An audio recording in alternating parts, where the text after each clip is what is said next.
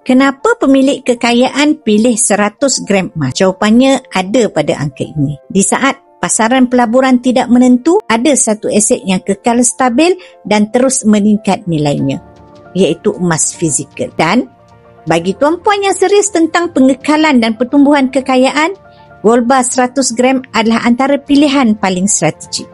Mari tuan-puan lihat sendiri prestasi harga emas 100 gram dalam 3 tahun terakhir. 2022 iaitu berharga sekitar RM26,800. 2023 RM32,300. 2024 RM40,800 dan tahun 2025 telah mencecah melebihi RM58,000. Dalam tempoh hanya 3 tahun, kenaikan berlaku sebanyak 31,400 atau 117%.